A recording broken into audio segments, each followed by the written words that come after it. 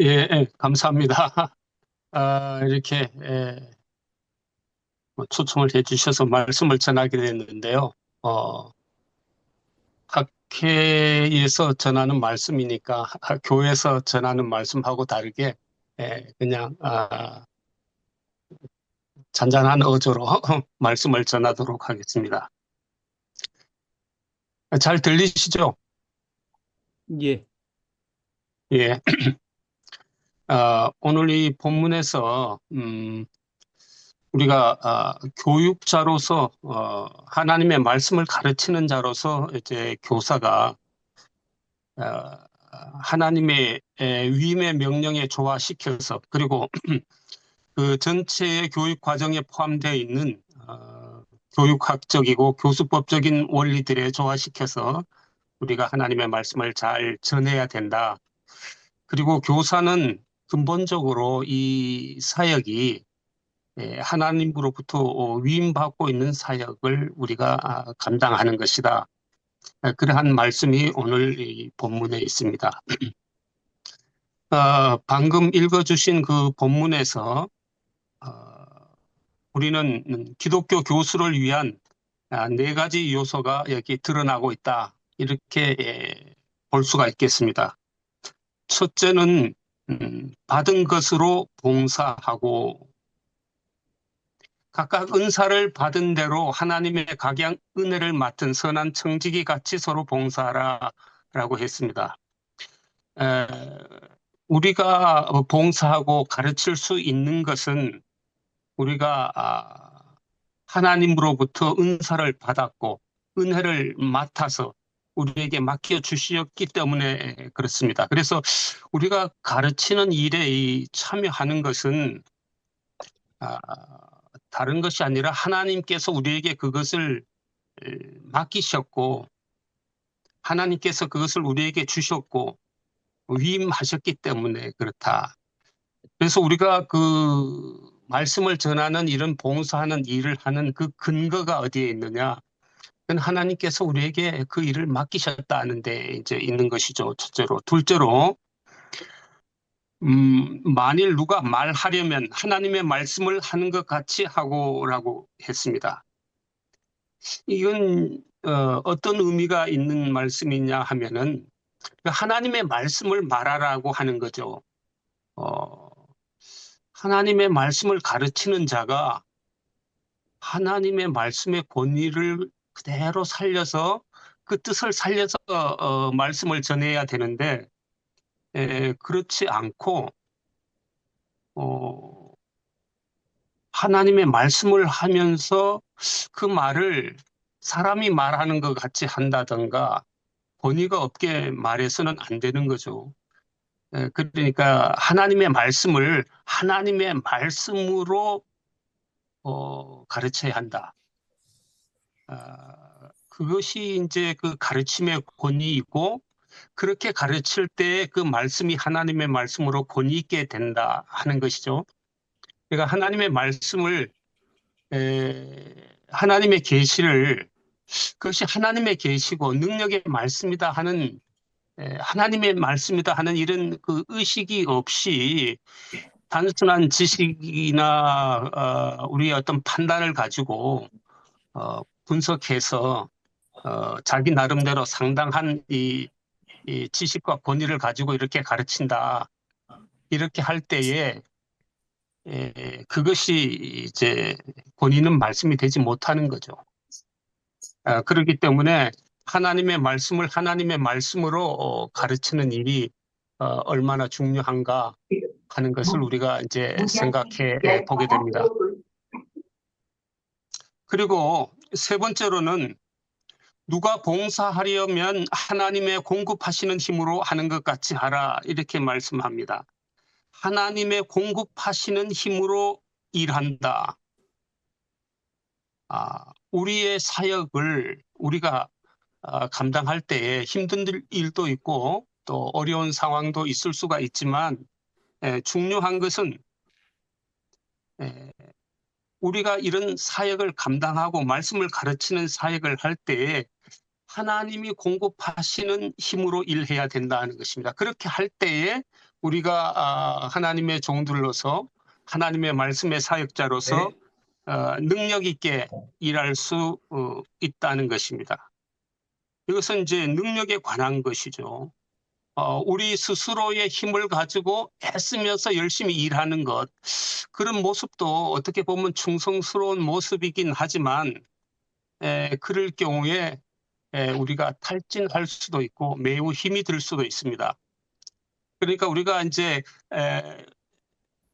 하나님의 일을 할 때 하나님을 의지해서 일을 해야 되는 것이죠. 하나님으로부터 하나님이 주시는 그 힘으로, 공급하시는 힘으로 우리가 사역을 해야 그것이 이제 오래가고 성공적인 사역이 될 수 있다는 것입니다.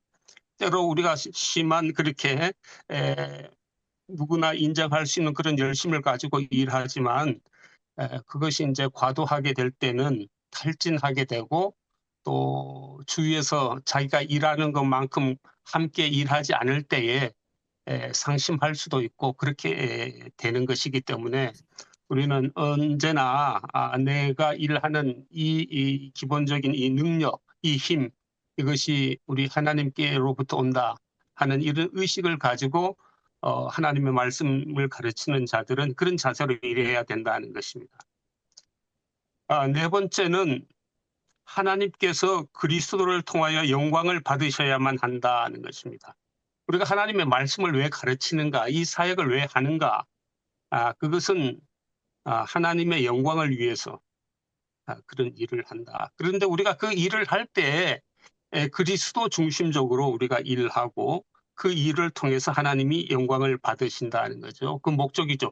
그런데 그런 일들은 결국은 우리가 가르치는 학생들 이런 분들을 하나님이 기뻐하시는 그런 목적으로 바르게 이끌어 가는 일이라고 생각이 됩니다.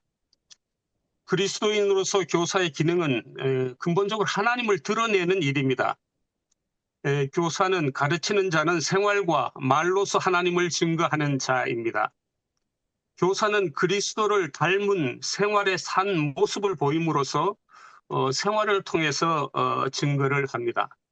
많은 경우에 이게 이제 이 부분이 좀 잘 안 되는 경우가 있는 것이죠. 그리고 또한 교사는 성경과 창조 세계와 하나님의 아들 예수 그리스도 안에서 드러난 하나님의 속성과 관련된 진리를 우리가 말을 통해서 언어를 통해서 또한 증거합니다. 그래서 전체적으로 우리의 교육은 지식적인 이해만이 아니라 훈육을 통한 삶의 성숙, 이 실천, 순종 이런 것도 포함하게 되는 것입니다. 이 두 가지가 균형을 이루어야 한다는 것입니다. 봉사하는 자로서 교사는 교과에 드러나는 하나님의 각양 은혜와 하나님의 본성에 대해서 숙고해서 증거하여야 합니다. 하나님의 말씀을 전하는 자로서의 교사는 하나님의 대변자입니다. 그러니까 예수님께서 말씀하셨듯이 예수님이 뭐라고 말씀하셨느냐 하면은 내 교훈은 내 것이 아니요 나를 보내신 이의 것이니라. 스스로 말하는 자는 자기의 영광을 구하되 보내신 이의 영광을 구하는 자는 참된 이라고 요한복음 7장 16절에서 18절에 그렇게 말씀하고 계십니다. 교사는 하나님의 말씀을 전하는 자입니다. 그렇기 때문에 교사는 하나님의 말씀을 정확히 이해하고 가르쳐야 합니다. 그러므로 교사는 성경에 우선 집중해야 할 것입니다. 여러 가지 이론이나 여러 학자의 어떤 표현보다도 우선적으로 성경을 많이 읽고 성경을 깊이 생각하고 다른 여러 사람들의 의견이 그게 성경적인 것인가, 과연 그렇게 해석할 수 있는가 고민하면서 접근해 나가야 될 줄로 압니다. 우리가 그리고 더욱이 또 한 중요한 것은 우리가 교육을 논하면서 기독교 교육을 논함에 있어서 특별히 하나님의 사역을 의식해야 한다는 것입니다. 성부, 성자, 성령의 그 교육적 사역을 우리가 늘 기억을 해야 되는 것이죠. 교사가 최선으로 일을 한다는 것은 비유를 들자면 정원사의 경우와 너무나 흡사합니다. 정원사 자신이 할 수 있는 모든 노력을 경주한다고 하더라도 씨앗이나 식물을 자라나게 할 수 없습니다. 바울이 이야기했듯이 오직 하나님 이외에 어느 누구도 한 톨의 씨앗도 자라나게 하지 못합니다. 바울이 고린도 교인들에게 나는 심었고 아볼로는 물을 주었으되 오직 하나님은 자라나게 하셨나니 그런즉 심는 이나 물 주는 이는 아무것도 아니로되 오직 자라나게 하시는 하나님 뿐이니라 이렇게 말씀합니다. 고린도전서 3장 6절에서 7절 그렇게 말씀하고 있죠. 말씀을 가르치는 자는 하나님과 함께 일하는 자입니다. 가르치는 자가 할 수 있는 일이란 실상은 삼위 하나님께서 홀로 행하실 수 있는 그 일을 이루실 수 있도록 하나님의 쓰시는 도구가 되는 일인 것이죠. 심는 자로서 바울과 물 주는 자로서 아볼로는 그들을 통하여 하나님께서 교육하시는 일의 도구로 쓰임을 받는 자에 불과합니다. 하나님과 함께하는 일, 하나님의 동력자, 고린도전서 3장 9절에 그렇게 표현했는데 하나님의 동력자가 되는 일이 기독교 교육자가 특별히 의식해야 할 일입니다. 기독교 교육이 일반 교육과 다른 점은 바로 교육의 주체가 일반 교육은 뭐 교사가 주체가 되고 학생이 있고 또 교재 그 교육 내용이 있는 것이지만 기독교적인 교육은 인간 교사만 하는 것이 아니라 하나님, 삼위 하나님이 우선적인 것이고 그 하나님의 사역을 우리가 수종 들어서 하나님의 뜻을 온전하게 펴는 그런 일이라고 볼 수가 있습니다. 하나님은 계시를 통하여 자신을 알리셨습니다. 사실 그 목회와 교육은 하나님의 계시에 기초합니다. 우주를 창조하신 하나님께서는 모든 진리와 실제의 근원이십니다. 그러므로 진정한 교육은 하나님의 진리가 무엇인지 알리고 배우는 과정입니다. 잘못하여 자신의 이데올로기를 전하지 않도록 해야 합니다.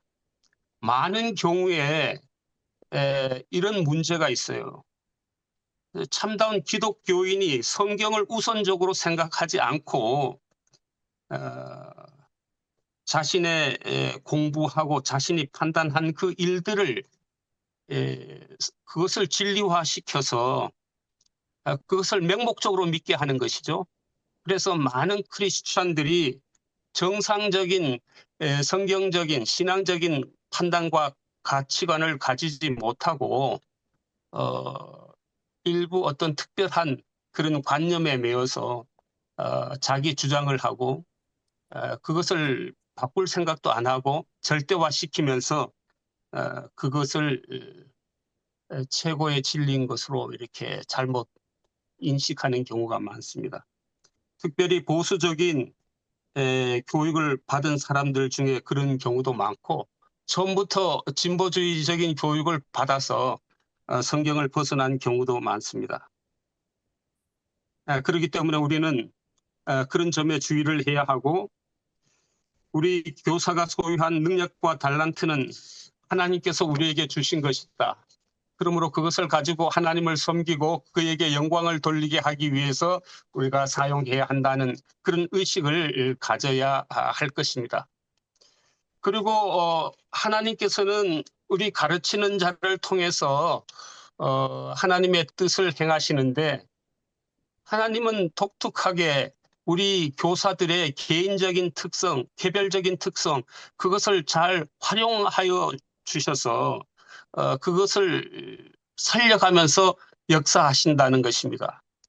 그러므로 우리 가르치는 자들이 우리의 가르침의 어떤 특성이나 특별한 어떤 방식이나 여러 가지 면에 있어서 각자 독특한 그런 특질을 가지고 있고 또 그것을 잘 살려서 이렇게 하는 것이 좋습니다. 무조건 남의 방식을 그대로 따라서 할 필요는 없다는 것입니다. 하나님은 개개인의 그 특성에 따라서 유용하게 사용하신다는 점을 알고 나는 왜 다른 사람이 가지고 있는 저런 능력이 나에게는 없을까? 그러나 각자가 하나님이 주신 능력이 있어요. 성격도 다 다르죠. 사실 예를 들면은 우리가 이제 어느 한 사건에서 한번 살펴보도록 하십시다. 베드로는 뭐 그 우리가 흔히 다혈질이다 그렇게 말하는데 이제 뭐 그 베드로 성격 그런 성격은 정확히 말하면 다혈질이 아니고 담즙질이죠. 다혈질이라는 것은 따뜻하고 이렇게 사람들을 반기고 이렇게 조금 그 밝고 뭐 그런 성격이 다혈질이에요. 베드로를 말할 때 다혈질이라 그렇게 말하는 것은 일반적인 용어로 그렇게 하는 것이지, 담즙질인 것이죠, 그거는. 그 예수님 체포할 때 어떻게 합니까? 어, 칼을 꺼내서 말고의 길을 잘라버리잖아요. 굉장히 그 성격이 급하고 또 뭐, 이런저런 일에 그 급한 그런 모습들을 보게 되죠. 그러나 오늘 본문의 그 베드로 전서 후서를 보게 되면 참 신기해요. 저는 베드로 그 서신을 읽을 때 굉장히 그 글이 정돈돼 있고 차분하고 아주 그 정숙하고 그런 느낌을 받아요. 물론 뭐 나중에 이제 나이가 들고 글을 쓰고 그러기는 했겠지만 우리가 개별적인 어떤 특성도 있고 기질도 있지만 사실은 이제 하나님의 성령의 역사가 있으면 그런 기질까지도 잘 활용되고 또 기질도 바뀔 수도 있고 순화될 수도 있고 조정될 수도 있습니다. 한 50년 전에 그 나온 그 이상 전에 나온 것 같습니다. 팀 라헤이의 성령과 기질이라는 책이 있었는데 그 책에서 이제 그런 내용을 이야기하기도 하는데요. 그렇습니다. 그러니까 베드로의 이런 특성도 필요한 것이고 또 바울은 보면은 아주 강직하고 뭐 그런 모습이 있는데 바울 서신을 보면은 그런 모습도 있지만 바울이 편지 마지막 부분에 그 안부를 묻고 상세하게 세밀한 그런 다감한 그런 모습을 우리가 또 보기도 하죠. 누가도 보면은 누가는 이제 의사였는데 아까 그 예수님 체포될 때에 예, 다른 기자들은 그 베드로가 말고의 길을 잘랐을 때 길을 잘랐다 이 말만 하는 거예요. 그리고 없어요. 그 뒤에는. 근데 누가는 어떻게 했냐면은 예수님이 그 길을 만져서 낫게 하였다. 누가는 의사하고 그런 신분이 있으니까 그런 데에 대해서 길을 잘라놨다 이렇게만 말하고는 멎을 수가 없죠. 그러니까 길을 예수님이 만져서 낫게 하셨다. 그러면은 그런 부분은 또 누가가 세밀하고 장점이 있는 것이고, 그런 성격이 있는 것이죠. 그리고 그 다음에 요한은 보면은 다른 사람들은 그거 뭐 기를 자른 사람이 베드로고 기가 잘린 사람이 그 종 말고라는 그런 말이 없어요. 그냥 그 사건을 다루고 있는데 사도 요한은 그 기를 자른 사람이 베드로고 기가 잘린 사람이 그 종 말고라 아주 세밀한 요한은 굉장히 세밀합니다. 세밀한데 어떤 행동은 좀 차분하고 늦죠 오히려.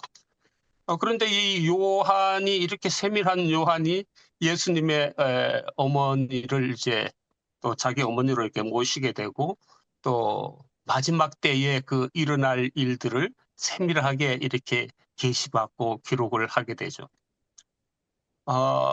예수님의 이 제자들도 하나님의 말씀을 가르치는 자들이었는데 그 특성, 그 습성, 그런 특질을 하나님께서 잘 활용하여 주셔서 그들을 통해서 적절한 가르침을 그 인성에 따라서 스타일에 따라서 필요하게 이렇게 그 사람들을 통해서 가르치게 한다는 것을 우리가 보게 됩니다. 같은 학교 안에 또 같은 학과 안에 다양한 스타일의 교수가 함께 동역하게 되는 것도 감사한 일입니다. 저 교수는 왜 나같이 이렇게 연구를 많이 하지 않나? 또 저 교수는 왜 저런 식으로 하나? 그래서 학생들은 다양한 교수님을 접할 수 있으니까 다양하게 배울 수가 있는 것이죠.